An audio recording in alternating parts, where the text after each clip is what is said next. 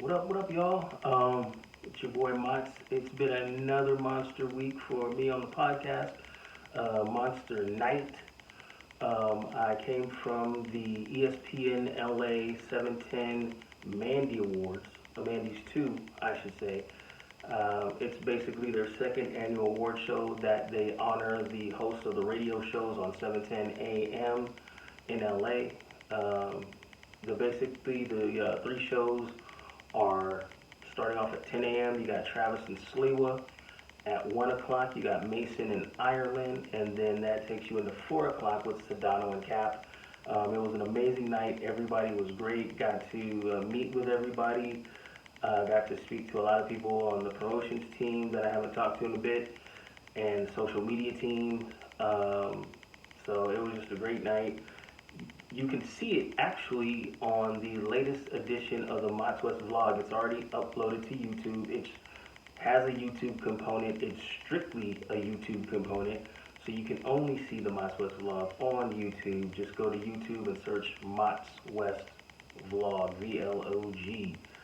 So with that, let's get into the top news. The big story of the week was this. So this week, on the Kurt Angle podcast, Frankie Kazarian, former NWA TNA Impact original, basically gave his reasons for leaving AEW with 2 years on his contract and just having signed an extension in 2021. So, talking with Kurt Angle, Frankie basically said he was not happy with the way AEW handled pro wrestling, or way AEW does pro wrestling, and the way Frankie Kazarian likes his pro wrestling to be done. Basically, Frankie didn't really go into too much detail, but he said the main thing is AEW does more wrestling for television, while he would like to do more pro wrestling, intimate, in-ring, not worried about the cameras. Basically, what it came down to is he wasn't happy as far as how AEW was utilizing him. And so this past January, he went back to Impact Wrestling, and they are using him near the top level. He had a match at Against All Odds this week where he fought against Eddie Edwards, and he actually won that match. So it looks like they're giving him a push at Impact, and he says he is much happier. But a lot of people didn't know that he kind of left AEW, and a lot of people certainly didn't know he still had 2 years on his contract. If you remember, he was actually one of the founding fathers, so to speak, of AEW. He was at the very beginning, ground level, when Cody, the Young Bucks, Kenny Omega, Adam Page were putting together the first All In. That was all of them. It was, the Elite, and it was also SCU, which was Kazarian, Christopher Daniels, and Scorpio Sky. So those guys were like all part of the think tank that put together All In, which ultimately rolled into All Elite Wrestling. He was there since before day one, as he would call it. So he's happy, living his best life apparently. But on the W.E.S.T podcast, we need to know who is. All right, we go through it. Monday, Tuesday, Wednesday, Thursday, Friday. Wrestling's on every night, but who is? All right, so let's start out on Monday Night Raw. Okay, so Monday Night Raw let's skip right to Cody Rhodes, because that's the interesting part. After losing to Brock Lesnar with a broke hand at Night of Champions, Cody Rhodes came out, wanted to issue another challenge to Brock, but instead comes Dominic and Rhea Ripley. And of course, Dominic and Rhea kind of ripped into him for losing, basically saying we're both sons of deadbeat dads and things like that. Cody didn't like it too much, so Don kind of got in the cheap shot, spit in Cody's face, and ran. And Rhea, of course, was his shield, because you can't hit a woman unless it's in a match. So it just seems like Cody's having a real hard time right now. At WrestleMania, he lost his opportunity against Roman Reigns Then Brock Lesnar came, got in the way of him getting back to the title shot. And now it seems like Dominic has gotten in the way of him getting back to Brock to get back to contendership for the title. So we'll see where that goes. We still have Money in the Bank coming up. And I haven't heard what Cody's doing. I think he might not be medically cleared. But so the big news of the night, or the big match, main event, was Seth Rollins defending the newly won World Heavyweight title against Damian Priest of the Judgment Day, with all the rest of the Judgment Day banned from ringside, especially Finn Balor. Because as you know, Finn Balor and Seth Rollins have issues from when the Universal Championship was first invented and activated. Seth Rollins, Finn had to go out with a separated shoulder, couldn't even defend the title that he won once. So Finn Balor has some bad feelings about that. So during the match, even though he was banned, Finn Balor did end up showing up ringside. Damian Priest was kind of confused. You know, before, Judgment Day is normally on the same page. And but Finn Balor kind of came out off the cuff. And the distraction led to Damian Priest losing the match versus Seth Rollins. And at the end of the match, it was Finn Balor who got in the face of Seth Rollins like he's up next. So that was Raw. So, and of course, skip Tuesday. That's NXT. That's the rookies. Nobody needs to watch that. So we're going to go to AEW Dynamite. All right. Thank you, JR. So on AEW Dynamite, first of all, you had MJF giving a promo on how he beat the Four Pillars and how everybody's gone their separate way, and you know, he's on top and no one can touch him. And then out comes Adam Cole, and of course you know what that means. When you're the champion and someone comes out and interrupts you, they want a shot at your title. But MJF proceeded to kind of rip Adam Cole into one, but it wasn't all that strong, and Adam Cole kind of sensed it, and Adam Cole basically kind of did what Adam Cole does, and he basically said, okay, well, if I'm so frail, so small, so easy to beat, why not challenge me to a match? And so it ended up Adam Cole goaded MJF into what's called an eliminator title match. So in AEW, what an eliminator match is, it's the champion versus a new challenger one time. The champion wins, the challenger, he goes back to the end of the line. He's no longer in contention. But if the challenger wins, then he gets another match with the champion that's for the title. So next Dynamite is going to be that eliminator match between Adam Cole and MJF to see if Adam Cole can earn himself a title match against MJF. And the main event that night was Switchblade against Tony Stark, or against Ricky Starks, I'm sorry, one-on-one.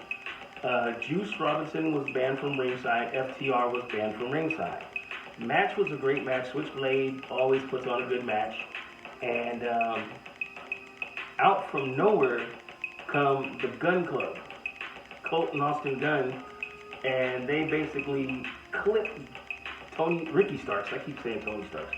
Ricky Starks basically clipped him, did the big rig on him, and Switchblade basically used that to get the 1-2-3. Now, it's not known at this point whether the Gun Club are any way affiliated with Bullet Club Gold, but they haven't had any interactions with Switchblade or Juice Robinson, but they have, I don't know, they've never really had beef with Ricky Stark. So, it may be, we may see Gun Club joining Bullet Club Gold. So, also, AEW announced a bunch of matches that were coming up. Some good ones. Forbidden Door 2, June 26th. It's going to be Bryan Danielson versus the Rainmaker Kazuchika Okada from New Japan Pro Wrestling. That is going to be a match. You thought Jericho versus Okada was something? Oh no, this is going to be Bryan Danielson versus Okada, first time ever. Also announced was the first episode of The Collision on Saturday, June 17th, which will feature in the main event. It will feature Bullet Club Gold with Samoa Joe versus FTR and the returning CM Punk. Now that's some news for you. We thought CM Punk was gone, was finished, but he's going to return when Collision premieres from Chicago, June 17th, Saturday night, 8 p.m. Eastern. Alright, so next we're going to go to Impact Wrestling. Okay, now Impact Wrestling was kind of interesting this week because not only was Impact on Thursday, on Friday, they actually had a pay-per-view Against All Odds. So Impact Wrestling itself Thursday night was main evented by one of the teams in the 8-4-1 match. So in an 8-4-1 match, how can I explain this? Basically, it starts out as an 8-man tag match. Basically, two teams of 4 men against each other. Then, whichever team of 4 men wins that match, it turns into a fatal 4-way between that team. Every guy for himself. Fatal 4-way. The winner of the fatal 4-way becomes the one for the number one title contender. Becomes the number one title contender for the Impact World Heavyweight Champion.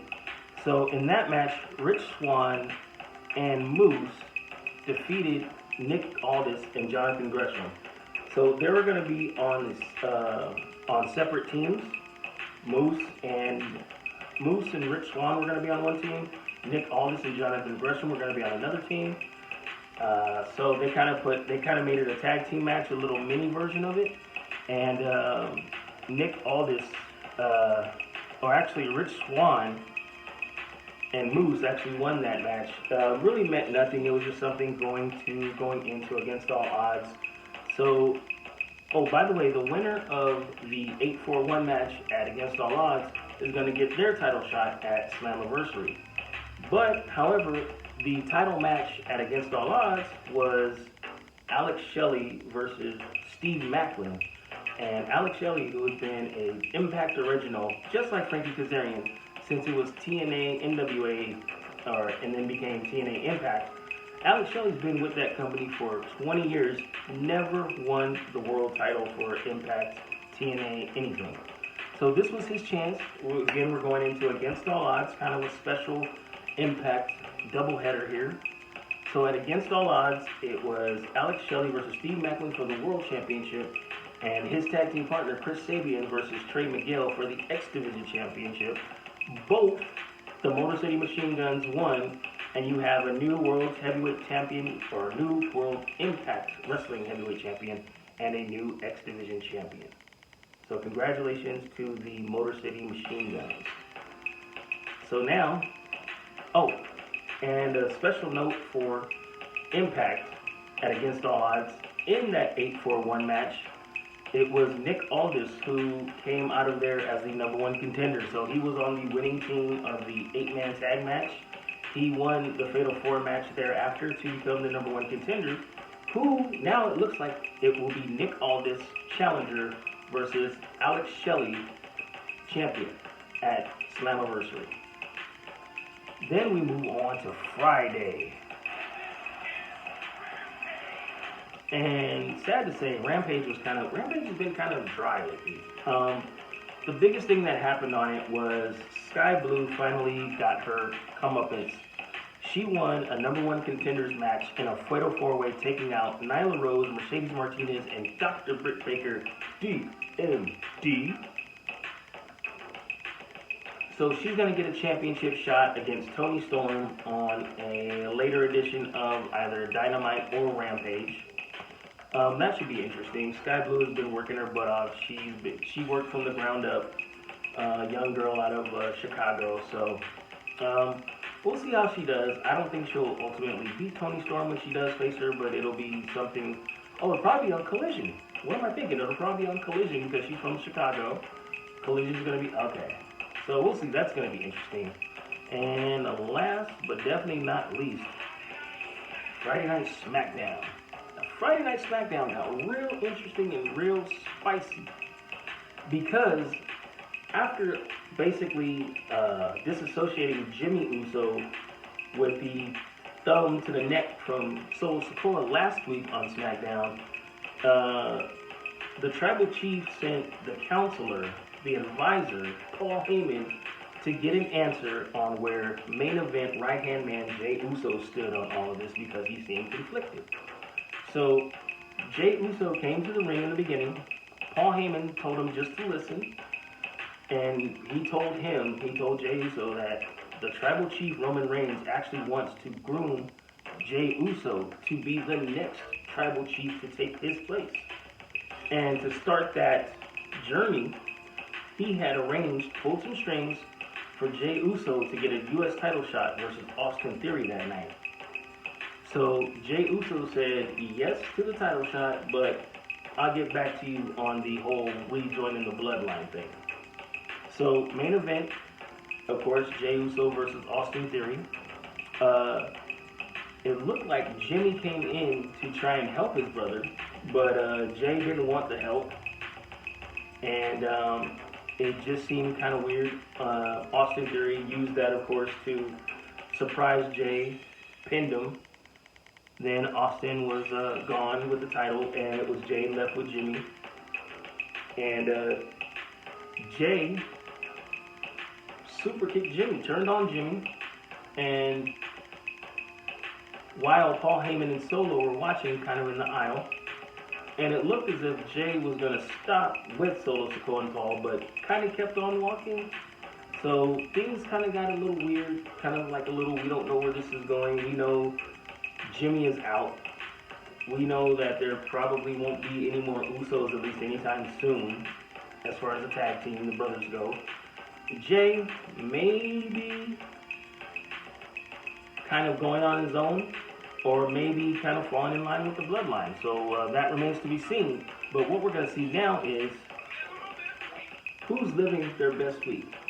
And actually, I'm going to give it to AEW as a whole because of the announcements of all these great matches coming up. CM Punk coming back at Collision from Chicago, and then Open Door 2 main event, Bryan Danielson versus the Rainmaker Okada. That should be epic.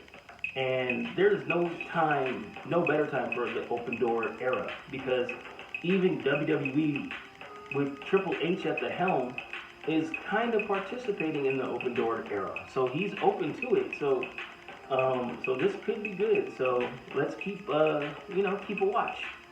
And while you watch during the break or listen during the break, we're going to be back with Mott Sports West and what you watching. And then we're going to finish off with some travel. Please. What up, y'all? This is Mott's of the Mott's West Podcast. If you want to advertise here on the Mott's West Podcast or run a promo, become a sponsor, have a question or comment, or just want to hit me up, you can find me on Twitter at Matts_West. That's MATTS_West. On Instagram at Mott's West Podcast or MottsWestPodcast at gmail.com. Our coaching did a horrible job. The players did a horrible job. We got our ass kicked. That's the great thing about sports. You play to win. And I don't care if you don't have any wins. All right, y'all, let's get back into it. Mott Sports West, where we cover everything LA in sports for Rams, Lakers, and Dodgers. So it looks like the Rams have signed some help for Cooper Kupp in the form of wide receiver Demarcus Robinson, who last year played with the Baltimore Ravens, who caught 48 passes for 458 yards and 2 TDs. Before that, last 6 years before, he was a Kansas City Chief who helped them win a Super Bowl in the 2019-2020 season. So hopefully that could be a second option for Matthew Stafford, backup for Cooper Kupp, getting him some help. We'll see how this turns out. Of course, you know, that team that covered his bear probably still in tank mode, trying to get Caleb Williams in next year's draft, the quarterback out of USC. Lakers, a couple names that came up in the rumor circle around the Lakers, names that we're familiar with. Kyrie Irving and Chris Paul. So, beginning of the week sometime, it was announced that Kyrie Irving had reached out to LeBron about coming to play for the Dallas Mavericks. And as any person with any type of basketball sense would know, that's ridiculous and probably impossible for various reasons. So what everybody kind of think is going on is Kyrie's kind of opening that door of communication, and ultimately it looks like it's going to say, well, if you can't come over to my house and sleep over at my house, then I guess I'll be willing to go over to the Lakers' house and work that out. So I think what he's trying to do is maybe trying to get to play with LeBron, but try not to take that pay cut that he'd have to take if he goes to the Lakers. And there is a possibility, there is a path that would land Kyrie on the Lakers. So that's kind of pie in the sky news. News that has more traction, more ground under it is Chris Paul either has been or is in the process or is in talks of being released by the Phoenix Suns. Now that has been reported as already having happened. It's also, it has been reported as being just hearsay, or has happened, but then, oh no, it hasn't really happened, and that the Suns and Chris Paul are trying to work out some kind of new deal. But ultimately, the general thought is Chris Paul is not going to be a Phoenix Sun this coming year. You have a new coach, new ownership. They got KD in there, so they're probably going to want to go in a new direction with KD and Devin Booker as their ground pieces, which could lead to Chris Paul being a free agent and signing a deal with the Lakers. Now, in case you know, Chris Paul is part of the quote-unquote banana boat crew with LeBron James, Chris Bosh, and Dwayne Wade. So Chris Paul is in that group, so they are close. So that could be something, could be nothing. Again, I'll keep you posted. If anything solid turns up, you'll hear it here on the Mott's West podcast. Dodgers had a 9-0 win against the Phillies earlier today. Bobby Miller, the newest sensation, pitched six perfect innings in the Dodgers' 9-0 rout of the Phillies. They're currently in second place behind the Arizona Diamondbacks in the NL West. But, however, if the playoffs started today, they would be in that wild card spot. But we're nowhere near the home stretch of the baseball season. They play again tomorrow on the 11th at 10:35 a.m. in the morning. So let's see how they come about. They lost on Friday, I believe, 3-4 to the Phillies. So now it's 1-1. We'll see what the Dodgers do on Sunday versus the Phillies. And that is your Mott's West Sports. Mott's Sports West. Ooh, I'm forgetting the names of my own. It is late. And your brother has had a couple of, drinks in him from the Mandy Awards. Shout out to everybody that put together the Mandys, Tommy Lamb, Chris Morales, Jorge. Again, you can go watch it all on the latest version or the latest episode of the Mott's West vlog, uploaded exclusively to YouTube. But right now, I want to know what you watching. Okay, so as far as myself, I was trying to go see Spider-Man Across the Spider-Verse. I've also now put Transformers Rise of the Beast on the list again. I have not seen, well, of course, Spider-Man is #1 in theaters. Haven't seen anything review-wise on the Transformers, so am I more skeptical? I'm more optimistic on the Transformers one, or Spider-Man. I'm more optimistic on Spider-Man, and I'm kind of skeptical on Transformers because the movies really haven't done too well, and they've been kind of, well, one, they've been not even chronological. They haven't really connected in any sort of way. So, I mean, you know, who knows what you're getting with Transformers, but I will, like I said, once I report on, or once I see them, I will report on them again. Like I said, drinks kicking in probably from earlier than in the night. Just got back to the hotel room. So, anywho, that's what I'm watching. If you have any suggestions or want to let me know what you're watching, of course, hit me up on Instagram, on W.E.S.T Podcast on the Instagram. Hit me up on the Twitter at @Mots_West. Alright? So that's what we're watching. And I want to give a shout out. I'm here in La Habra. And had a chance to get some takeout back at the room from Thai Time. I saw it before during the day before I left for the Mandy's. There's a little hole in the wall near the corner of La Habra and Harbor. We can show you. We had the basil fried rice with chicken. Had the pad see ew with chicken. And we also had a little bit of the shrimp basil sauce to go with it. So it's a couple spring rolls. It's pretty good, pretty decent. I mean, for the value, it was really, really good. It was really, really fairly priced. And for Thai food, you could do worse. So that's Thai Time in La Habra, on the corner, near the corner of La Habra and Harbor in La Habra. Also, don't forget that contest. Win a free W.E.S.T Podcast t-shirt. All you got to do is go to, well, I'll tell you right now. If you listen to this podcast episode, basically go watch my vlog, the W.E.S.T vlog, episode 3, Show Me Sin City, and just name any one of the hotels that you see in the video. Anyone.